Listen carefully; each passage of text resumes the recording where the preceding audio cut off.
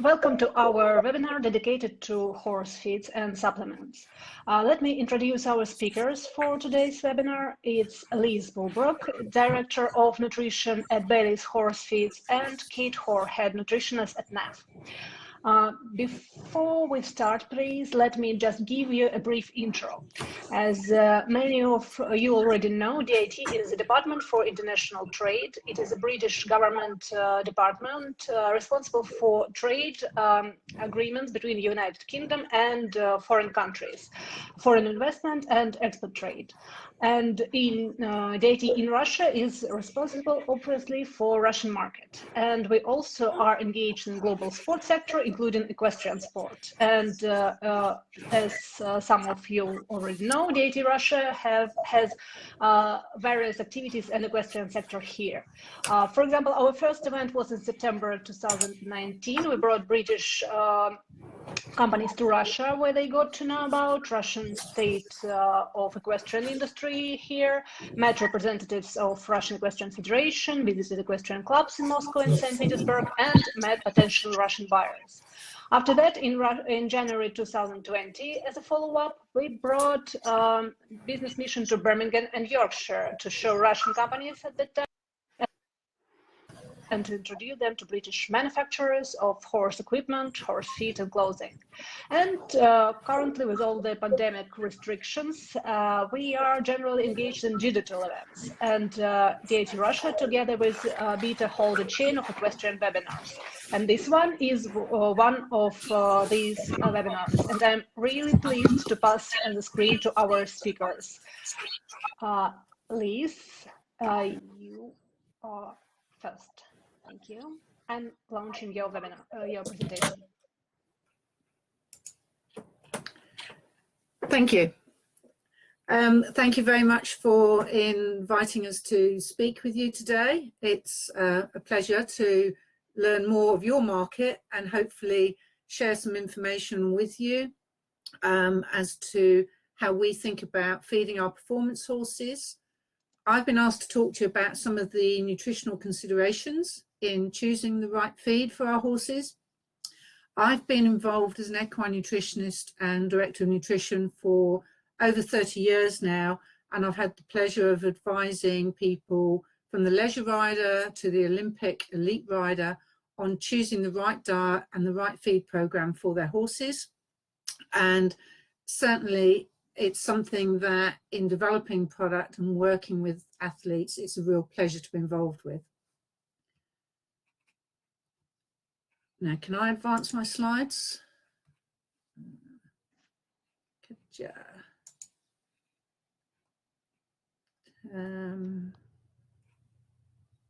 Can you advance my slide, Katja? Yes, sure. And I'm not sure whether that will. Okay, thank you. I think I should be able to do it, but we'll see how we get on. So first of all, I think when we're looking at feeding our performance horse, it's really important that we realise that the horse, how the horse is going to perform, is determined by his natural ability. This is going to be determined by the genes that he inherits from his parents or her parents. And this can then be altered by how we train our horses, the veterinary care, the attention to farrier, and the attention to the feeding that this horse then receives. Because in order to fulfill their genetic potential and improve their natural ability nutritionally, we need to make sure we provide a correctly formulated diet, and that diet provides a balance of energy, protein, fiber, fats, and vitamins and minerals. Not sure whether, can you do next slide?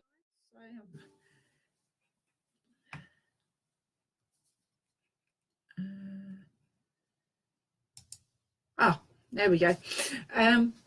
So the next thing we have to think about is feeding horses is an art and a science, and it's important that we merge our horsemanship, which is the art, and the science to then feeding our horses successfully.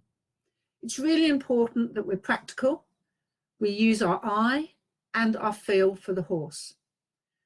The horse's feeding program must be correct for their body condition and the level of work that we're asking of him or her to perform.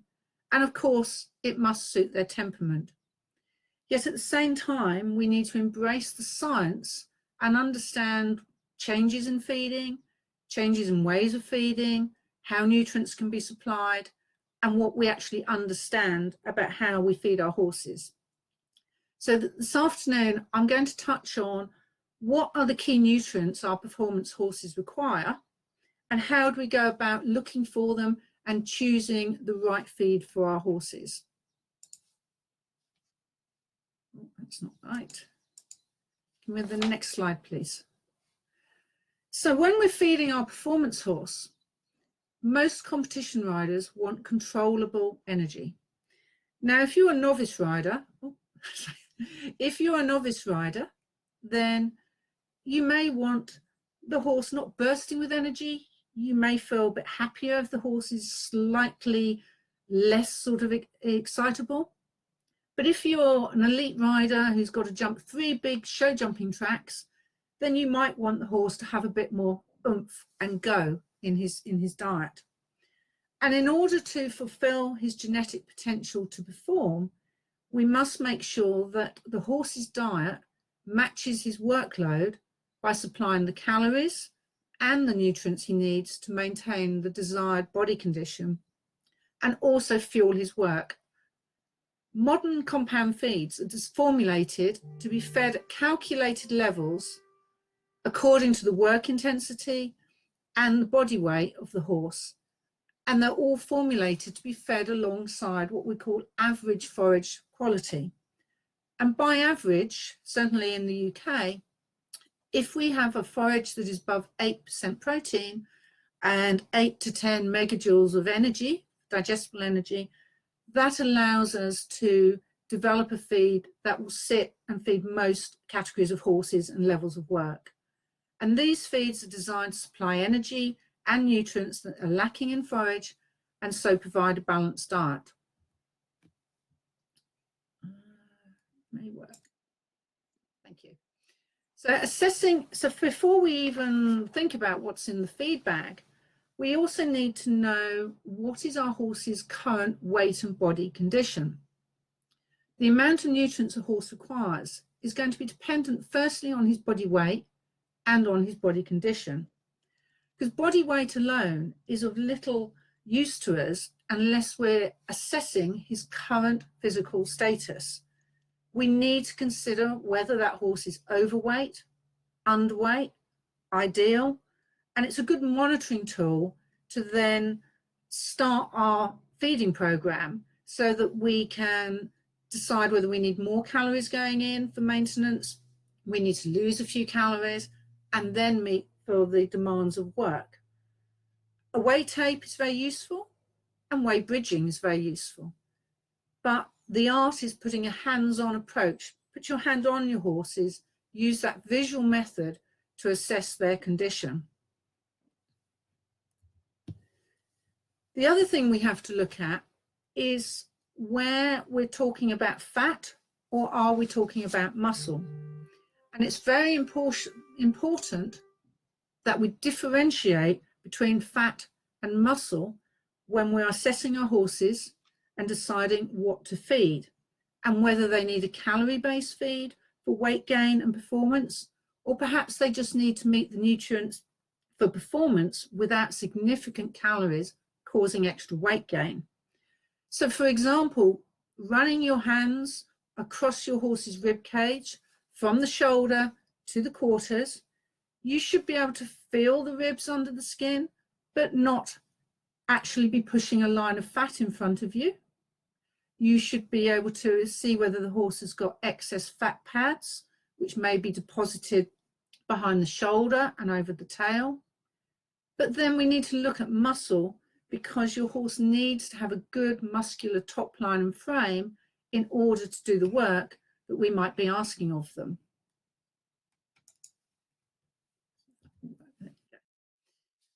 So why is it important that before we even look to our bucket feed, we look at our condition?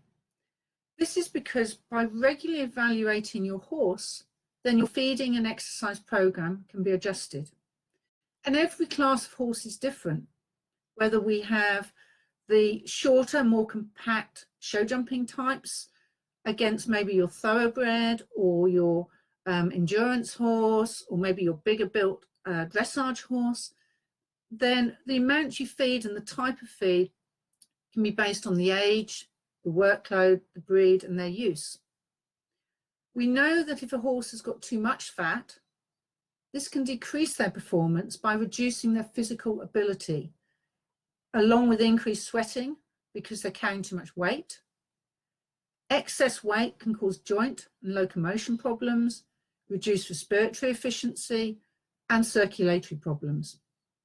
However, if our horses are too thin, then they generally will have no reserves, they will deplete their energy stores sooner, they'll fatigue sooner, and lack of muscle can have an ongoing effect on how they support their ligaments. So an underweight horse can just as easily have injury risks as can an overweight horse. So when we're looking at their diet, what else do we need to know before we delve inside that feed bag? We need to know, what is their overall health? Do they have any clinical issues? Whether they've had ulcers, maybe prone to tying up, muscular problems, laminitis, all of these health issues could influence our choice of feed. How old are they? Young, still growing and maturing horses often have a slightly higher requirement for protein quality, the amino acids to maintain their muscle structure. Temperament, naturally fizzy horses, naturally laid back horses. Sometimes we have to adapt the energy sources we put in according to the temperament that we're dealing with. And then, as we said, the workload, weight and condition, even the current diet and management program is a good starting point. Because if you're on what we call a low plane of nutrition, they've been working very well on maybe not a lot of feed, you don't want somebody coming in saying, you need a performance feed here because the difference is very great. So it's important that when we recommend diets, we know today's picture and where we are trying to achieve. And first and foremost, what we mustn't forget is the nutritional value of the forage as well as the feed. Certainly, we find there's generally a lack of knowledge of the nutritional value of the forage that's being fed, whether it be a hay, a conserved forage like a haylage, or if your horses have got access to pasture turnout. Very often the focus is on what is in the bucket, how much starch and sugar is in there, without actually looking at how much that compound feed is being fed compared to how much forage is in the daily diet. So it's really important that we understand where the forage is playing a part, and then how do we complement the forage with our bucket feed. The horse was designed to continuously eat fibre and to be a natural grazer, and his hindgut works on fermentation.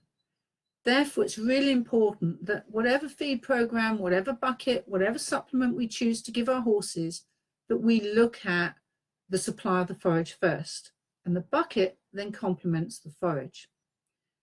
If you have a horse that needs to lose weight, then we still ideally need a minimum of 1.5% of body weight as fibre per day to keep the digestive system working. Yet a horse that may need to gain weight might need 2% of his body weight as fibre as well. Remember, the horse has a psychological and a physiological need to chew. He produces saliva when chewing, and that can help buffer to the natural acids of the stomach.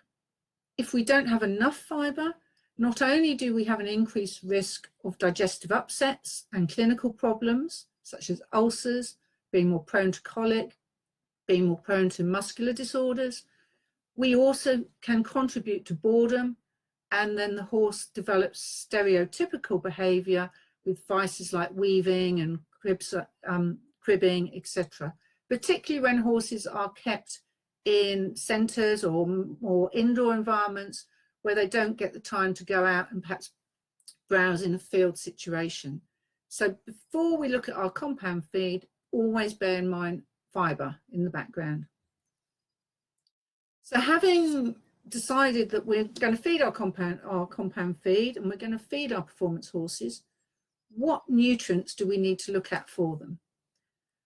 The first nutrient we need to think about is, of course, energy. Everybody thinks about energy. They want the horse to be able to bounce back, keep performing. And your energy sources can come primarily from the fibre, which could be your structural carbohydrates from your forage, but also fibre sources within your feeds. Cereals, which are soluble carbohydrates, are more readily absorbed and digested. And this could be your micronized cereals, it could be your oats in a feed. And then there's also oils and fats in a diet. And these are another way of supplying energy. And they are all energy sources that the horse can draw upon in his work.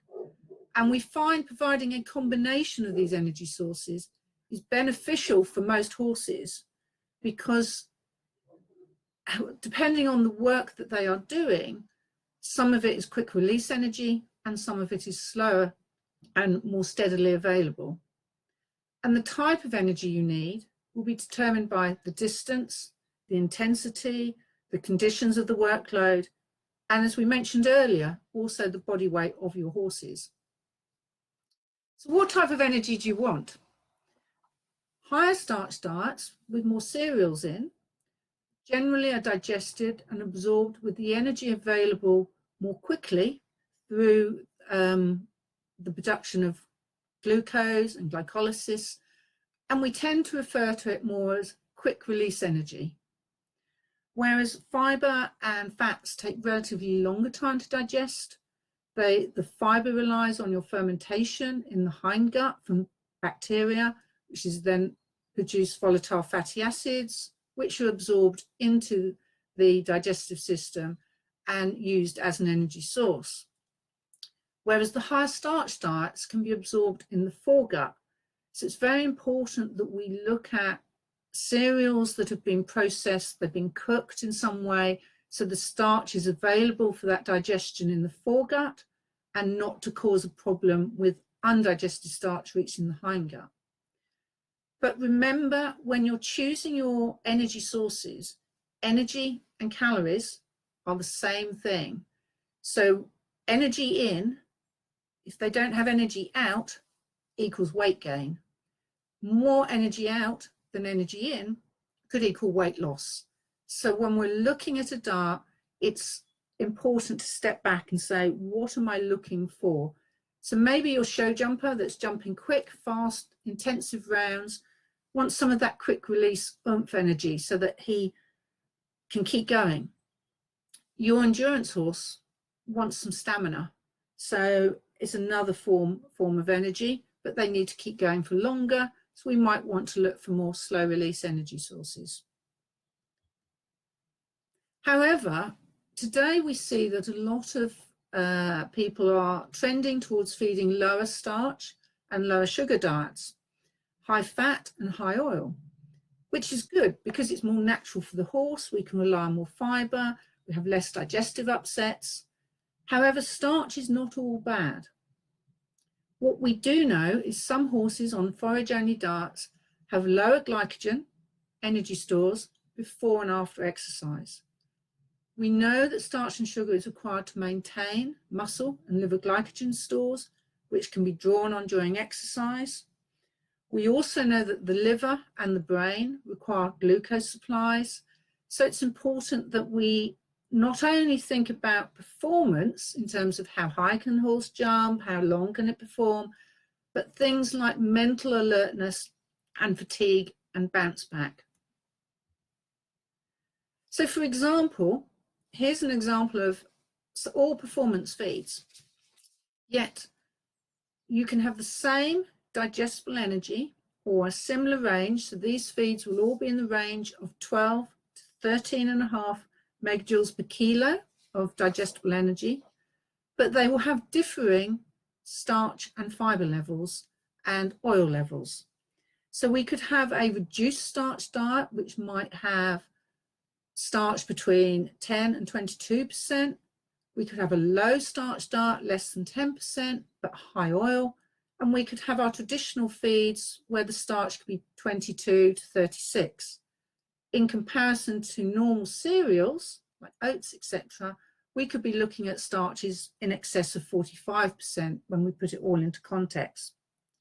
So when you're looking to choose your performance feed, then look at what characteristics are you looking for from your product.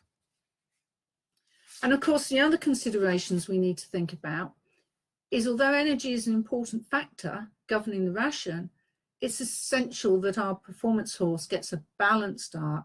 And by that, we mean supplying protein, vitamins, and minerals also. Protein equals the building blocks of life.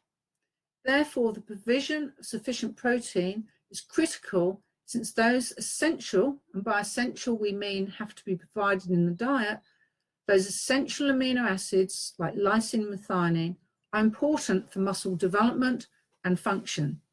Protein is required for healthy body tissue, function repair, immune response, hair and hoof quality. So again, the key word is the quality of the protein. And the content of the essential amino acids supplied by the protein sources is very important for muscle function and development. Typically in a competition ration, you would be looking for ingredients such as soya, alfalfa, micronized linseed, which are all very good quality proteins and will supply these essential amino acids. We know that when a diet is deficient, the horse will struggle to maintain a rounded top line, and he may lack power and strength. A fit horse should not be thin and angular.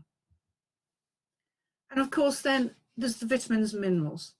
These are the most expensive component of a feed, but their importance in the diet can't be overemphasized.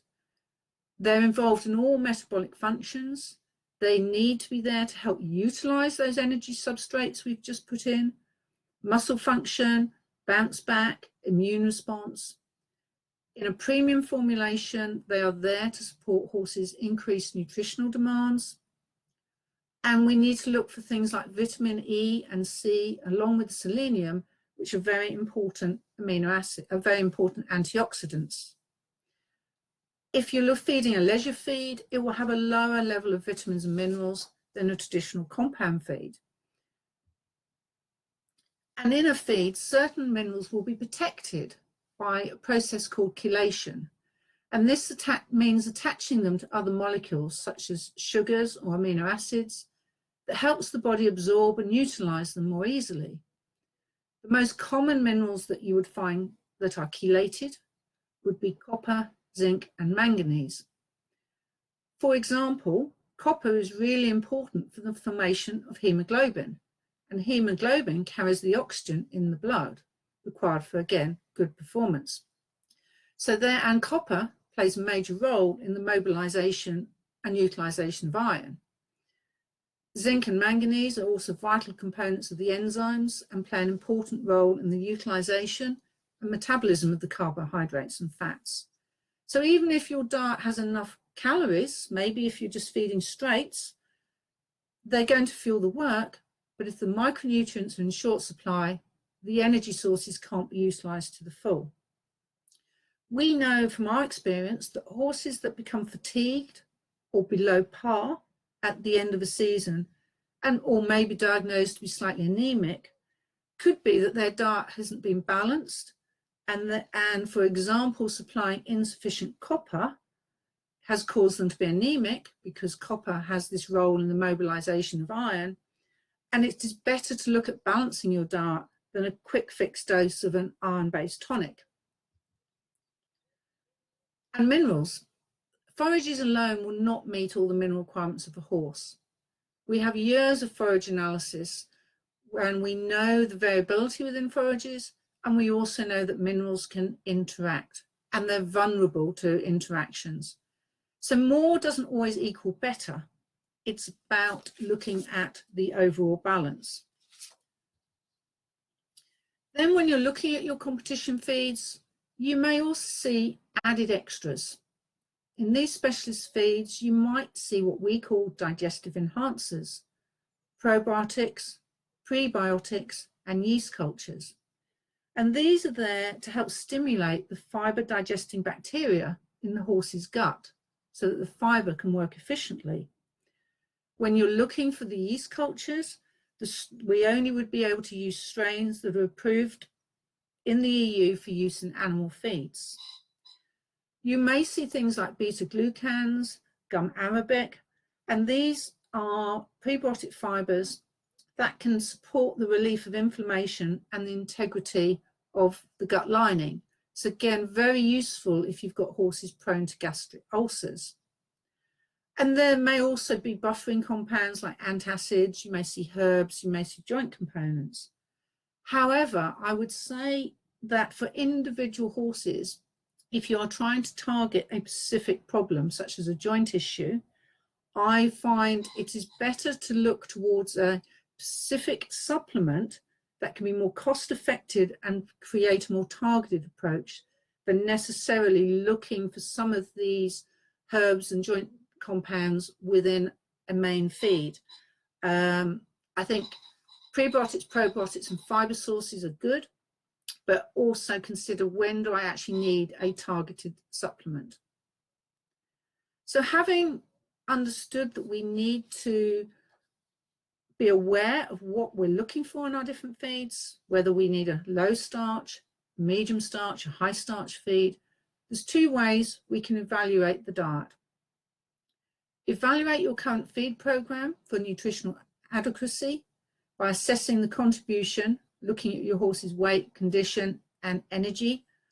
Or if you are lucky enough to have an analysis of your feed program, of your forage, we can make a feed program by saying you can feed slightly less or slightly more, depending on what the forage is contributing to the daily diet.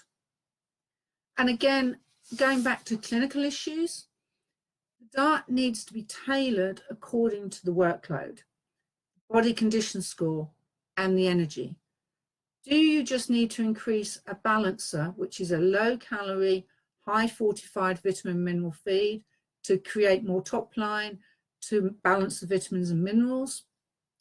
Do you need to increase the calories to put more weight on, as well as create more energy? Or do you just need a bit of a pick-me-up, an oomph? And of course, be always mindful of your fiber intake and any clinical issues. Temperament. Naturally fizzy horses often benefit from lower starch diets so as to not aggravate the natural temperament of that horse. When considering gastric ulcers, we can scope to diagnose ulcers. However, you may find if you see a horse, he's not thriving, poor condition, very temperamental, it's grumpy when you girth it up, it resents being saddled, being girthed, being worked, not thriving, they may be signs of ulceration. So the management of this can really help. Consider ad lib fiber, good quality fiber, low starch, high oil, high fiber.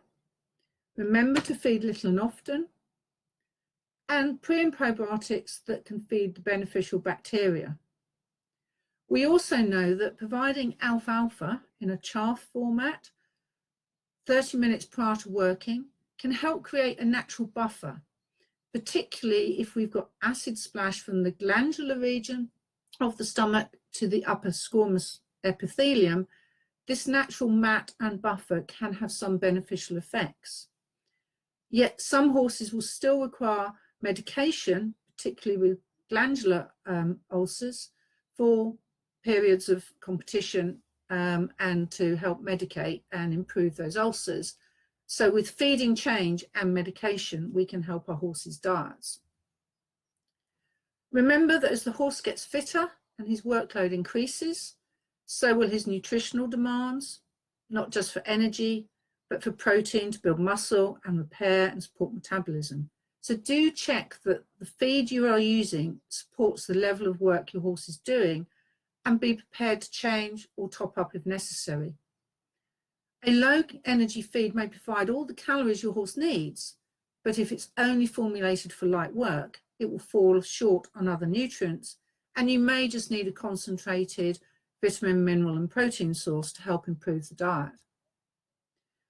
So a couple of other things to think about is, if we're struggling with excitable energy, then maybe we can turn to lower calorie energy feeds and add oils instead. Oil is a very concentrated form of calories. If you can't feed your horse more than twice a day, then adding oil to the ration, whether it be straight oil or using a pelleted high oil supplement, which will be fortified with the antioxidants to help the horse utilize the oil, is a way of increasing your calorie density without increasing the volume significantly, because compared to carbohydrates, oil carries 2.25 to 2.5 times more calories per kilo than cereals.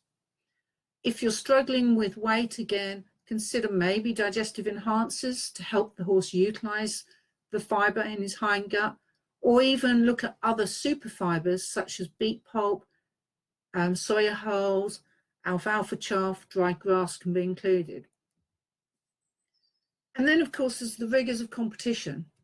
And some horses cope very well with traveling and competing, others struggle, and this can be shown as a sign of stress, dehydration, we've mentioned gut health and ulcers, but also maybe a loss of appetite or starting to become fussy and picky, particularly as the season goes on.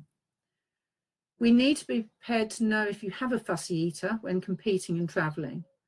So maybe take more concentrated feeds with you, like balancers, vitamin mineral supplements. So when the horse does back off his main feed, we can at least meet his micronutrients to help him stay healthy and bouncing back. Again, look at different fiber sources. B vitamin supplements can help stimulate appetite, or even going to straightforward things like adding grated carrots, apples, blackcurrant, apple juice to a feed can tempt a fussy feeder. Keep the meal sizes regular, and if they're very fussy, then put the different feeds in different buckets and allow the horse a buffet style of feeding. And just on the back of having chosen our competition feed, how can we get the best from our feeds? And it's all about just remembering good feeding practices. Ensure the meal size is manageable, no more than 0.4 to 0.5 kilos per 100 kilo of body weight, because we know this promotes efficient digestion and better use of feed.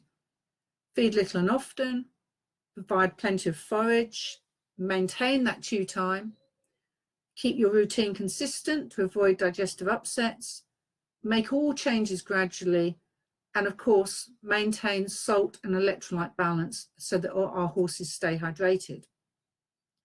And finally, when choosing your feed, then it's something to look at those companies that have accreditation and manufacture strict codes of feed safety. For example, in our mill, we have what is called a Universal Feed Assurance Scheme, and we are accredited and audited to that. And we're also accredited to what's known as the Beta NOPS scheme, which is for the presence of naturally occurring prohibited substances, to ensure that our feeds are suitable for those competing under rules. I'm not going to go into much detail here because this is Kate's topic. She's going to talk to you about clean sport and accreditations, both in the UK and of course globally. But it's something when you're competing that is very important to consider. So I've looking at the nutrients. Kate's going to tell you a little bit more about the other things we have to consider when producing a feed. And remember, not all feeds are created equal. Our goal is to find the right diet, the right product, fed in the right amounts, for the right reasons, because good nutrition and management equals a healthy horse able to perform to their genetic potential. That means we've got a happy owner, and it also means your retailer will get repeat sales. Thank you. Thank you very much, Liz. Thank you. And Kate, the screen is yours. Thank you. Thank you very much to Liz, and I'd like to thank Katia and her team for inviting us this afternoon as well. So yes, my name's Kate, and I'm a head nutritionist at NAF. We specialise in producing those supplement concentrated feeds that Liz mentioned in her talk, but actually the topic for this afternoon, as you can see from your screen, is clean sport for equine athletes, and how to protect you and your horse from NOPs, which are those naturally occurring prohibited substances. Like Liz, I've been in the industry for quite a little while now, over 20 years, and enjoy advising people from single horse owners to stockists to Team GBR and the British Olympic team. So let's have a little look at clean sport. So we're going to go over what are NOPs, which are these naturally occurring prohibited substances that we're looking to avoid the risk of. And we'll go through how we choose the right product, and also the importance of best practice within stockists and also with on yard to ensure that that protection carries right through to competition. But let's go back a stage to start with and look at what is clean sport, so we understand what we are trying to achieve in a clean sport regime. So clean sport really goes back to the principles that govern all sport. It's an anti-doping program for all sport to create a level playing field. When we look more broadly than equine, we're looking at the World Anti-Doping Agency, WADA, who govern clean sport across the Olympics, including equine sport. And it's really that principle that we're taking forward into equine clean sport. The WADA Clean Sport Code has various parameters to it, various areas to it. Code compliance, of course, is very important to make sure that everyone is competing as they should be. Education, so that all areas of sport understand why we do what we do and what we're trying to achieve. Science and medicine is important to WADA, and that's an area that is always developing, and really it's quite remarkable the level to which they can now detect very small amounts, meaning we have to be more careful than ever before. Global coordination is important to ensure that all areas and all sports take the same approach, and athlete outreach is also important so that all athletes, including all our horse riders, really understand what we're trying to achieve. But what, of course, is important to us is what is FEI clean sport. How do we take those general principles of clean sport and apply them specifically to equine sport? So really, FEI clean sport is taking those WADA principles, taking the basic principles from the World Anti-Doping Agency and applying them to equine. I should say that FEI applies equally to riders and horses, but this afternoon we're going to be thinking and talking predominantly about our horses. Again, we're ensuring that we're creating a level playing field, something I think we can all agree with. And for horses, I think it's even more important than it is for the human athletes, as we also have to consider the welfare implications. At the end of the day, the horse cannot tell us if they maybe are in pain, if they don't want to compete. So it is really important to us, and as the wider equine industry, that we ensure that those horses are fit, well, and not suffering any problems. So we certainly don't want to be feeding them anything that could be masking a problem. And therefore we ensure that all horses competing are at their best health and welfare. So really important both to the welfare of the horse and to this and to the principle of everyone competing on a level playing field. There is much more information available online. So for those of you who would like to know more about FEI Clean Sport, I would advise that you go onto the FEI website. We don't have time to cover everything this afternoon. So let's think for a moment what happens if you get a positive test. So initially the positive test will come back as an A test, and that will be repeated with the B test. And if the B test is also positive, then we're looking at going forward to a positive test and an FEI jury. So certainly the rider, and it is always the rider who's responsible, certainly the rider will be looking at loss of result, loss of any winnings, a ban from competition, and maybe most importantly for many equine riders is that damage to reputation. We know that very few horse riders make a living, make a career out of purely winning. We know that that career actually comes from teaching, from buying and selling competition horses, from having a good reputation within the industry. So all of these aspects are important, but maybe perhaps the most important is that potential damage to reputation. And when I was writing this talk a little while ago, this is a newspaper headline that I came across, and I quite liked it because I think it shows the issue. It said, "How Maria Sharapova can lose her doping case even by winning." And what it meant was, even though Maria Sharapova, as a top tennis player, had come back and successfully argued against her doping case, she still didn't come back to the prominence of sport that she had previously enjoyed. So I think we have to be very careful to prevent the issue happening in the first place. So, as feed manufacturers, how do we protect ourselves from NOPs, and how can we help you as stockists and further as riders protect yourself from NOPs in the competition field?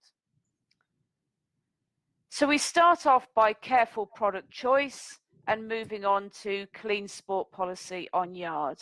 But let's start with that careful product choice. So Liz briefly mentioned looking for appropriate quality audits, and we would certainly encourage you to do so.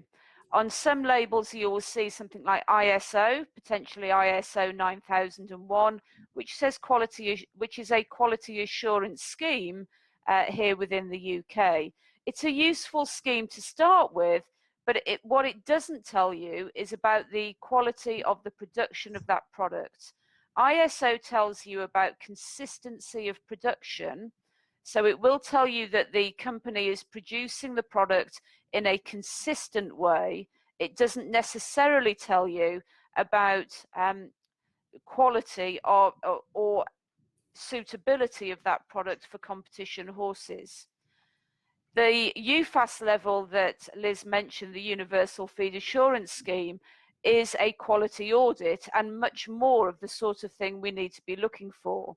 It's well recognized in Europe, and so it's a very suitable scheme for Europe, and we are UFAS accredited. And what UFAS tells you is something along the lines of the field to fork idea that we sometimes think of with our own food. This is applying the same principle to our equine feed.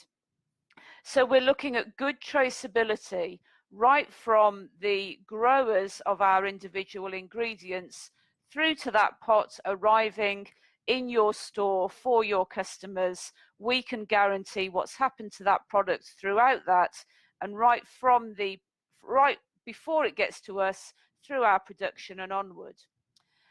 The one issue we find with UFAS is, although it is well known in Europe, it is not so well known in some parts globally.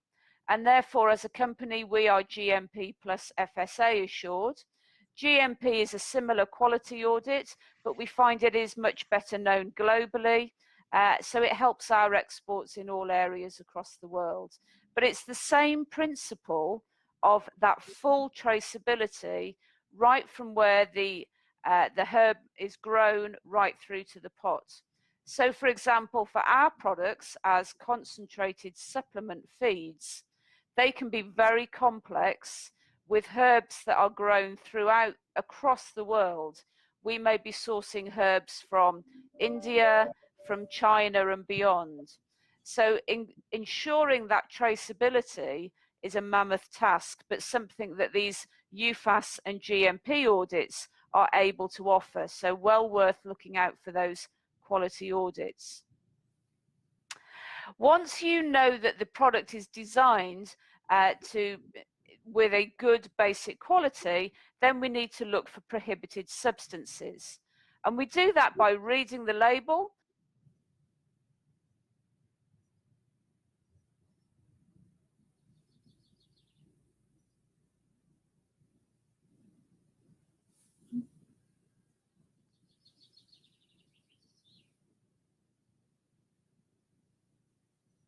I think that Kate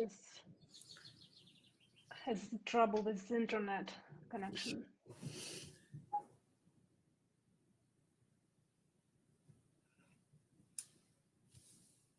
Yeah, if we look at glucosamine on the database, this is an example of an ingredient that is suitable for use. Glucosamine is something that would be used in joint products. So you will see there that you have 0 results. You can see at the bottom of the screen there. And 0 results means that it is suitable for use in performance horses. To give you an example of something that wouldn't be suitable, valerian as a karma, it's a herbal product as a karma. It is perfectly legal and safe to use in a horse feed, but just because it's suitable for a horse feed does not mean it is necessarily suitable for competition feed. So here we can see when we put valerian into that FEI database, it comes up with controlled medication, and it talks about valerian being a sedative in the horse, which is why it is not permitted for performance use. So it's important to understand that ingredients that we might use more widely in feed are not always appropriate for horses in competition, even if they are safe and legal for horses generally. So when might you be tested? Well, quite simply, you can be tested at any affiliated competition, and any rider can be tested so long as they are competing under affiliation. It does not have to be a major championships. You do not have to be pre-warned. So the FEI representative in your country may arrive unannounced at any affiliated competition and put in a testing regime. Who is tested? Well, it's the horse and the rider who are competing. So who is responsible? The simple answer is that it is always the rider, or in the case of driving sports, the driver. So the rider, even if it is not their horse, even if it is a horse that they would not normally have day-to-day management of, under FEI rules, they are still always responsible. The exception to that would be junior riders. So riders under the age of 16, then it will be their parent or guardian who would be responsible. But it is, as a general rule, it is always the rider. However, important to remember, it can also be the team. If you had a positive result and you were facing the FEI jury, then the FEI may well ask to speak to your trainer, your vet, your manager. So anyone involved in the management of that horse may be questioned by the FEI. So what is the Beta-NOPS code? Beta-NOPS is a quality audit that was brought in over 10 years ago now by BETA, British Equestrian Trade Association, and it is a quality audit for feed and supplement, and it is in addition to those quality audits we mentioned earlier. So in order to be a member of Beta-NOPS, you first have to be at least UFAS or GMP Plus accredited.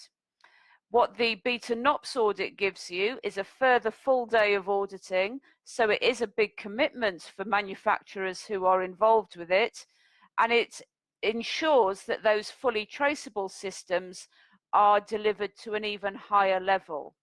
It demands fully traceable systems, it demands high quality production, and it is based on extensive testing. Here at NAF, we test all of our raw materials when they arrive at the factory. We also test all end products at the end of production. So there's really extensive testing involved looking for these naturally occurring prohibited substances, because it's worth remembering that most positive results, most problems in competition do not come from deliberately feeding something you're not meant to feed, but they come from accidental contamination. So looking for these accidentally, naturally occurring prohibited substances is really important. So what is it that we're looking for? Well, I'm not going to go through all of them today. It is quite an extensive list. These are just a few examples. So for example, caffeine from tea and coffee, theobromine from chocolate, morphine from the opium poppy, hordenine from germinating barley. These are all common NOPs. As of 2016, the herbal NOPs harpagoside, which is found in devil's claw, was also added to the list. So although devil's claw remains a safe and legal product to use, it is not suitable for performance horses. And we would advise you to treat it more like a medicine and definitely keep it clear away from your normal feed storage. What this list tells us is that there are no more coffee breaks in the feed room. And we will come on a little bit more to the rider's own responsibility within clean sport later in the talk. So look for that Beta NOPS logo on feed packaging and feed supplement packaging. Remember, supplements are simply another type of feed, and therefore the packaging and labeling will have the similar requirements to the larger bagged feeds. So here's an example of what it would look like. This has been obviously enlarged so that you can see it, but this is the logo that you would be looking for. So that's how to look for good quality products, products that meet those requirements for clean sport in terms of being well audited for naturally occurring prohibited substances. Let's look at clean sport policy a little, as this is just as important. So what we would be advising our riders to do would be to only use Beta NOPS feed and supplements. So make sure on both your large bagged feeds and your smaller pots and bottles that the Beta NOPS logo shows it is part of an appropriate scheme. Beware false promises. As a member of the Beta NOPS scheme, we do not, and no member of the Beta NOPS scheme would offer a guarantee. So if it is actually a requirement of the scheme that we do not offer a guarantee. So if you see anything that says absolutely guaranteed no banned substances, or if you see something that says 100% safe to compete on, never had a positive test, that actually should be causing an alarm bell to be ringing, because that company probably doesn't fully understand the risks associated with accidental contamination. So rather than a false promise, look for something like the Beta NOPS logo that is evidence-based in the assurance it offers you. Remember to also check bedding. It's important to ensure that the bedding is suitable. Recently, the FEI have added hemp to the banned substances. So although hemp can be a very useful bedding material, we now wouldn't recommend it for horses competing. And use best practice on yard. So on the next few slides, we'll go through what that best practice would be. So in terms of stable management, ensure all visitors and staff are aware. If you are the head of the yard, managing that yard, it is your responsibility to ensure that everyone involved is aware of clean sport and the importance of clean sport to performance horses. Wash hands or use disposable gloves and disinfect regularly. Something I think we have all become more aware of in the last 12 months, but it's something that we can certainly use on our horse yards as well as in our day-to-day life. And unfortunately, I say unfortunately because in some ways it's a shame, but we do have to be very vigilant at competition. Not that we would consider people would deliberately harm a performance horse, but it's very easy for that to happen accidentally. There have been one or two quite high-profile cases where a very unfortunate accident has resulted in a positive test. So do be vigilant at competition and ensure that those horses are monitored securely and you're not allowing people not associated with the horse to have access to the horse. Unfortunately, we simply can't allow visitors that we're not in control of. So best practice on yard regarding feed management. As we mentioned a couple of slides ago, no eating or drinking around feed. So we need to start thinking about feed as an important part of the quality of that performance horse and making sure we're not sharing eating and drinking around feed time. Clean all buckets and stirrers. Of course, we would recommend this as good practice anyway, but it does help with clean sport. Never give human food, and that includes treats. We are sometimes asked whether, for example, mints, polo mints or similar sweets are suitable for competition horses, and my answer would simply be, I don't know, because I don't manufacture those mints. And I'm sure the manufacturer of human sweets is not considering performance horses in his formulation. So the best advice is simply not to give human food. In manufactured food, obviously apples and carrots are just like any other feed, but keep away from those treats. And keep good records. This is something that's increasingly becoming important because the FEI are now aware of the risk of accidental contamination, and therefore what they are now demanding of riders is that if the rider can show due diligence, if the rider can show that they have kept good records and they have made good choices in terms of appropriate feed, then it is far more likely that you will get a lenient result from that jury, or you may have no problem with the FEI, and you may actually be let off without the fine and ban that would previously have been accorded to you. But that will only happen with good records. So really important to ensure you do that. In terms of medication management, store all medication securely and separately, ideally in a locked cupboard. Check withdrawal times with your vet, but what we would advise is don't rely entirely on those withdrawal times. It will vary with the individual based on the individual horse and their metabolism. So if your vet advises that the withdrawal time of a certain medication is, for example, 48 hours, it doesn't necessarily mean that by 60 hours your horse will be safe to compete. So be aware of the withdrawal times, but don't rely on them.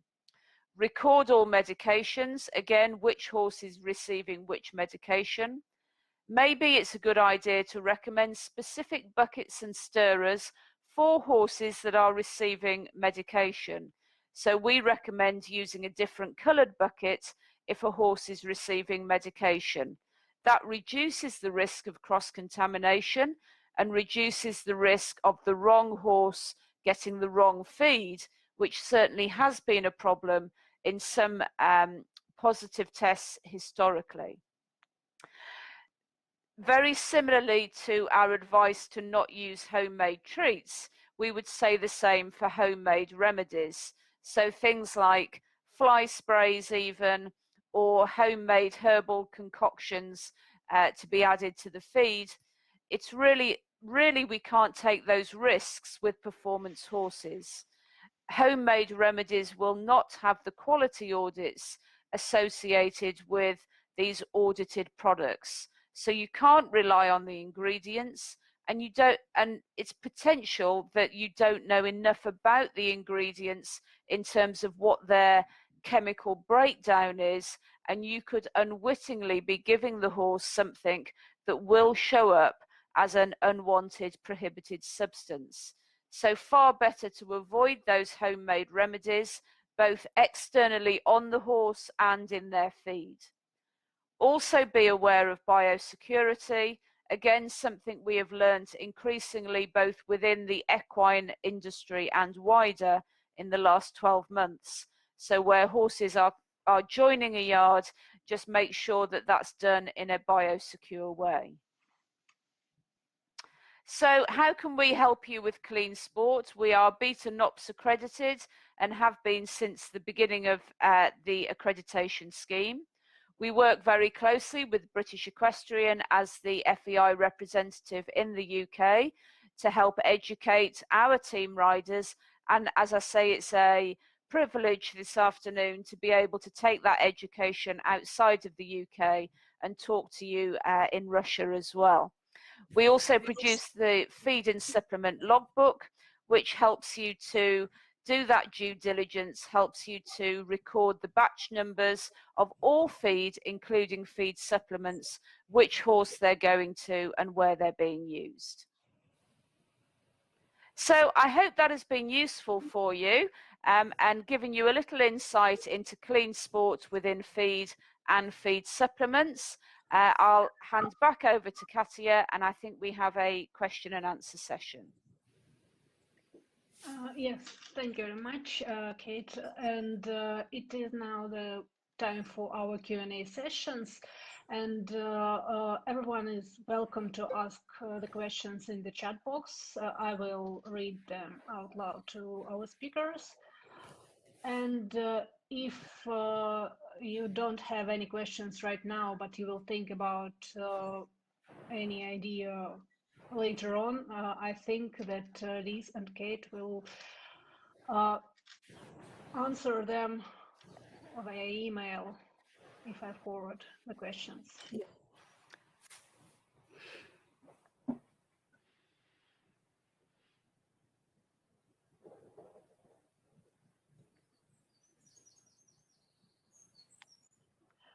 It looks like we don't have questions now. That's surprising. We usually have lots of.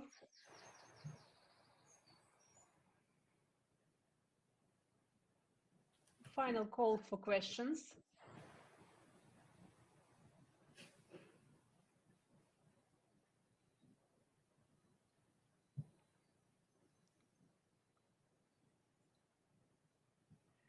So, okay, we have only thank you. And as I mentioned, we have shared all the information. We will upload this video with translation into Russian to our YouTube channel. And I think that, oh, we have a question, actually.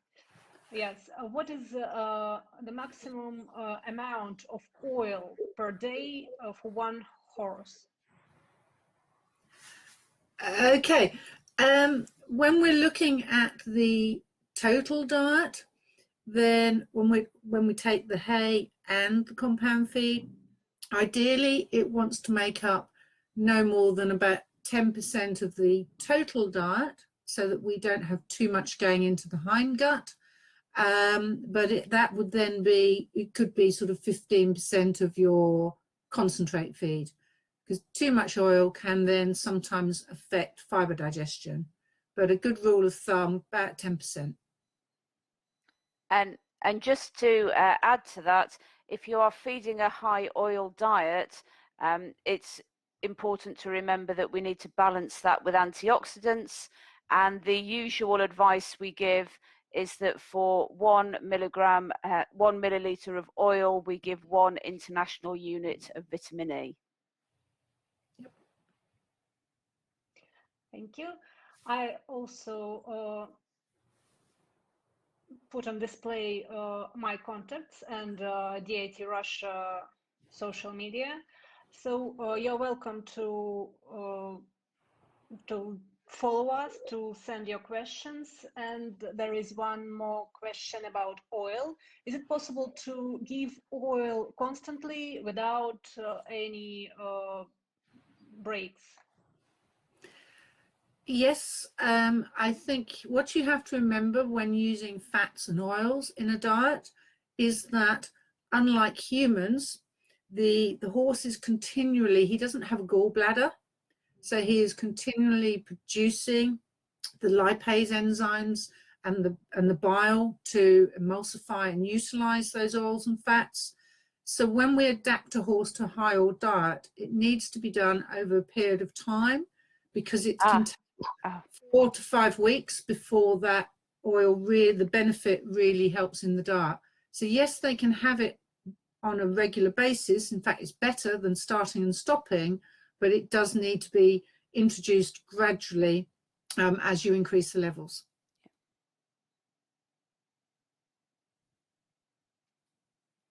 Thank you. Thank you very much. And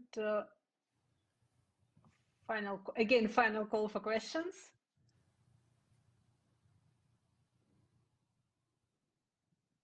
Okay, so thank you, Liz. Thank you, Kate. It was a great pleasure, and it was really very interesting, even for myself. Thank you, and I hope that maybe in future we'll organize something like that if we have further development of this project. Thank you. Okay, thank you very much for inviting us. Yes, thank you, Katja. Thank you. Goodbye. Goodbye. Bye.